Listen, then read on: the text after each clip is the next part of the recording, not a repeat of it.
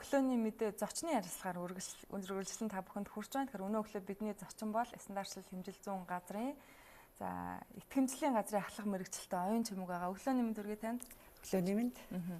Тэгэхээр бид өнөө өглөө нэгэн сэдвийг онцолж ярих гэж байгаа. Юу гэхээр дотоодын үйлдвэрлэгчид маань гадаад улс орнуудад бүтээгдэхүүнээ гаргахад хяналт шалгалтын давхар асуудлууд тулгардаг тийм ээ. Энэ асуудлыг илүү нааштай болгож байгаа, илүү хөнгөвчилж байгаа нэгэн жишээг бас стандарт хэмжилсэн газар дээр хийж байгаа. Тодорхойлбол олон улсын нэгэн байгууллагатай гэрээ байгуулж хамтран орж байгаа гэсэн энэ талаар мэдээлэл үзэгчдэд төрөвөл.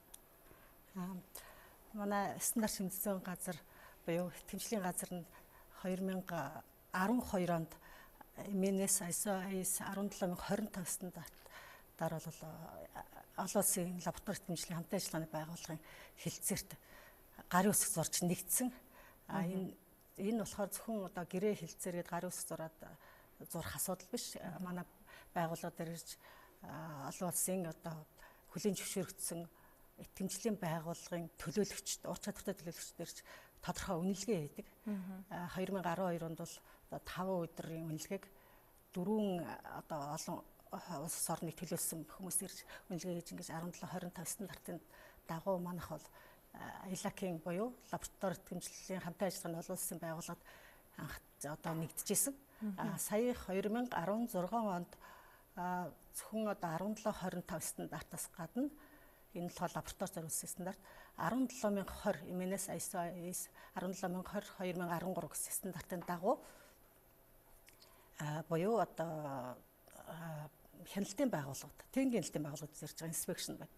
Энэ чиглэлээр манай байгууллага нь бас ур чадвараа тогтоолгож энэ чиглэлийн одоо манай Монгол улсад үйл ажиллагаа явуулж байгаа хяналтын байгууллагууд нь бас дэлхийн жишгт нийцсэн ийм үйлчлэгийг явуулж байна гэдгийг хөндлөнгөөс одоо нотолсон. Энэ үнэлгээгээр 2016 оны 8 сард 5 улсын итгэмжлийн байгууллагын бас ур чадвар нь тогтоогдсон нэлээ. Одоо ур чадвартай гэж тогтоогдсон төлөөлөгчд ирсэн ирж манай дээр 5 өдөр ажилласан байгаа. За энэ үнэлгээнд Linux компани, дулаан нисгэл газ станц 4 компани одоо техникийн хяналтын байгууллагууд газар дээр очиж тэр үнэлгээний мэргэжилтийг харж байхад нь одоо итгэмжлийн байгууллагын төлөөлөгчд очиж үнэлгээг буюу одоо итгэмжлийн үнэлгээг гүйцэтгэдэг. Нэг өсөндөө бол Монгол улсын одоо итгэмжлийн байгууллагын стандарт хэмжилсэн газар нь мөн одоо бусад орны жишгийн дагуу олон улсын одоо итгэмжлийн байгууллагуудад тавигдах шаардлага буюу 17011 гэсэн стандарт байдаг. Энэ дагуу үйл ажиллагаа явуулж байна гэдгийг бол тэр саний миний хэлсэн 5 орны төлөөлөгчд ирж шалгаж үзээд за энэ 1725 стандартын дагуу бол өмнө 12 онд одоо гарын үсэг зурж энэ хэлцээрт нэгдсэн энэ ажиллагаа бол үргэлжилж хангаж байгаа юм байна гэдгийг үзсэн. Хоёрдугаарт нь 17020 стандартаар одоо бас зөв үйл ажиллагаа явуулж байна. Олон улсын жишгийн дагуу Монгол улсад ажиллаж байгаа тохирлын үнэлгээний байгууллагууд нь бол ажиллаж байна гэдгийг одоо шалгаж нэгтлээд явсан гэсэн. Тэгээ энэний дагуу бол 8 сард үнэлгээ хийсний дараа энэ хэлэлцээрт бид нар бол гарын үсэг зурагчаар буюу дэлхийн одоо 110 орныг төлөөлөлтөй ийм олон улсын хамтын ажиллагааны байгууллагад нэгдэж гарын үсэг зурагчаар буюу үндсэндээ бол энэ нөгөө утгаараа бол Монгол улсад хийгдэж байгаа хэмжилт сорилт хяналтын үр дүнгууд нь одоо бусад орны жишгийн дагуу олон улсын одоо жишгт нийцсэн ийм үйл ажиллагаа явагдаж байна гэдгийг хүлээн зөвшөөрж байгаа үйл ажиллагаа юм байна. Өөрөөр хэлбэл би бол одоо үндэсний үйлдвэрлэгч тийм ээ бүтээгдэхүүнээ гадаад улс орн руу экспортод гаргахыг хүсэж байна. Инхийн тулд би давхар дахин хяналт шалгалт хийлгэх, хэмжил хийлгэх шаардлагагүй болж байна. Өөрөөр хэлбэл манай улсад хийгдэж байгаа энэ стандарт хэмжил зүйн маань үндсэндээ олон улсад хүлээн зөвшөөрөгдөж байна л гэсэн үг тийм ээ. За энэ болохоор ерөнхий утгаараа бол ийм зорилгоор л энэ олон улсын лаборатори итгэмжлийн хамтын ажиллагааны байгууллагад энэ стандартууд нэгдэж байгаа юм. Гэхдээ манай одоо бас энэ дээр нэг зөрүүч явах лавлшруулж бид нар ойлголт өгөх ёстой. 17025 стандарт 17020 стандартын шаардлагын дагуу манай лабораториуд нь үйл ажиллагаа явуулж байна. Хяналтын байгууллагууд нь одоо зөвхөн үйл ажиллагаа явуулж байна гэдгийг бол гэрчилж байгаа. Гэхдээ тухайн бүтээгдэхүүнд одоо импортлож экспортлох гэж байгаа бүтээгдэхүүн тавигдах шаардлагууд маань хэрэглэгчд одоо юу хүсэж байна тэр шаардлага тавьж болдог. Энийг бол тухайн орны техникийн зохицуулалтаар тавигдаж болно. Аль эсвэл одоо арай өндөр шаардлага тавьсан стандартаар үндэсний стандартаар ч мөн тэр бүтээгдэхүүн тавигдах шаардлага бол илүү одоо Монгол улсынхаас наривчлалтайгаар тавьж байж болох юм.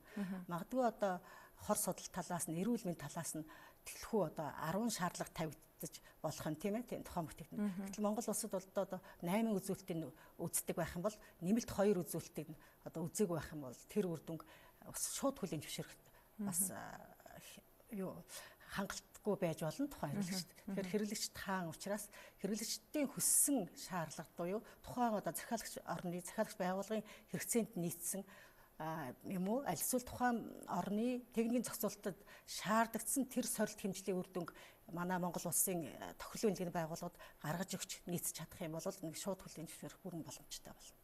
Тэгэхээр цаашаа стандарт хэмжилсэн газраас энэ дотоодын бүтээгдэхүүн үйлдвэрлэгчтэй олон улсад хүлээн зөвшөөрөгдөх нөхцөл байдлыг нэмэгдүүлэх зорилгоор ямар ажлуудыг хийхэд төлөвлөж байгаа вэ? За цаашид бид бүх түрүү миний хэлсэнчлэн сорилтын лабораториуд буюу 17025 стандарт, за техникийн хэлтийн байгууллага 17020 гэсэн стандартаар манайх одоо нэгдчихэд байж байгаа. Манайх саяхан мөн 17065 стандартын дагуу баталгаажлалтын байгууллага мөн тогтолцооны баталгаажлалтын байгууллага буюу 17021 стандартын дагуу бас бас олон улсын үнэлгээнд хамрагдсан. Тэгэхээр энэ маань бас бидний одоо үнэлгээний үр дүнг дахиж одоо олон улсын байгууллагаар хэлэлцэж энд шийдвэр гаргах хэвээр энд бид нар одоо бас нэгдэж чадна гэж одоо найдаж байгаа. Түүнээс гадна бид нар эмнэлгийн лаборатори итгэмжлэл 15989 гэх бас стандарт байдаг. Эмнэлгийн лабораториуд тавигдах шаардлагыг л одоо олон улсын хэмжээнд тогтоогоод өгсөн стандарт гэсэн.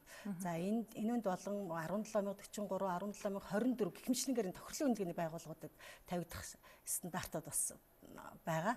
Энэний дагуу бид нар олон улсад хүлээн зөвшөөрөгдөх үйл ажиллагаанууд одоо хийгдэж эхэлнэ. Ингэснээр бид нар одоо дэлхийн худалдааны байгууллагын өмнө хүлээсэн үүрэг буюу худалдааны саад дотгорыг арилгахад одоо тодорхой хувийн нэмрүүдийг оруулж байгаа гэж үзэж байна. За баярлалаа танд. Тэгэхээр өнөө өглөө бидний зочин бол стандарт хэмжилсэн газрын итгэмжлэлийн газрын ахлах мэргэжилтэн оюун жимэг байлаа. Таны ажил амжилт хүсье. Баярлалаа.